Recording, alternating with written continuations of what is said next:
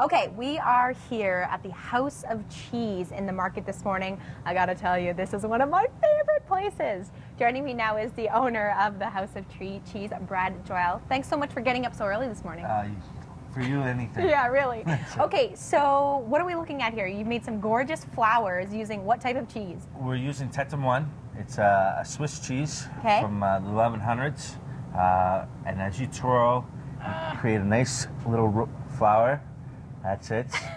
You're going to need a little more practice, but you're doing a good job. I need some work. And then this is a girolle. Okay. It's a scraper, so it creates the flower. It's a nice entertainment piece to have when you have a lot of guests over. You set that on the table and people get to play with their food.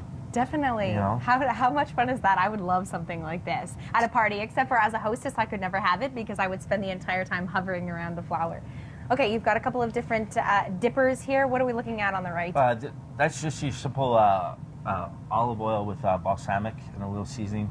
Okay. You can try a little bit of that. And this is one of the recipes of one of your employees, right? Correct. So when you come into the House of Cheese, if you know absolutely nothing about cheese, and considering you've got 500 different choices, you guys are going to be able to give me a hand, right? That's right, that's right. Okay, let me give a little dip and a taste here. And moving to the left, we have a massive chunk of cheese that also comes from Switzerland, right? Yes, this is a cave-aged Gruyere, Gratte Gruyere.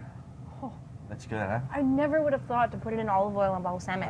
It's really nice. Forget about the bread. Dip your cheese in it. There you go. Okay.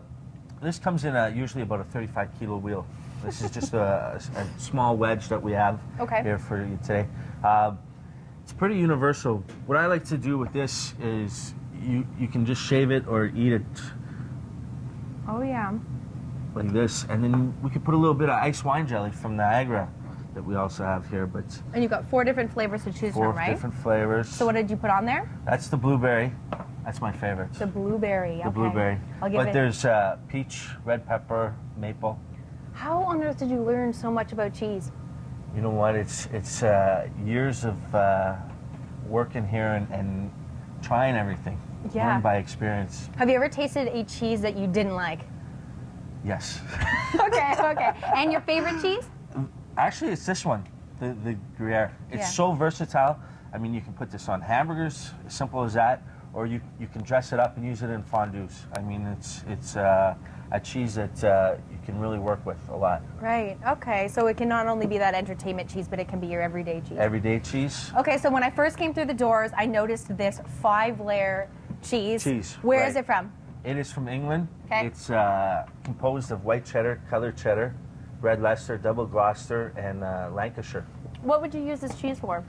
That is simple too. I mean, the English would make their Welsh rabbit, where you melt it on top of in the oven on top of bread. That's nice with mustard. You could also just a simple table cheese for enjoying that way. Oh well, that's definitely a very pretty cheese. And when you come in, as I mentioned, there's 500 different types of cheese here, so you're going to be absolutely overwhelmed, but the good folks at the House of Cheese can always walk you through, and there's a ton of really sort of eye-catching cheeses, so we'll visit them all a little bit later in the show, and I understand you're going to be making me a gourmet grilled cheese to end my morning. Yes. I'm looking forward to that. Stick around. That's all coming up a little bit later on CTV Morning.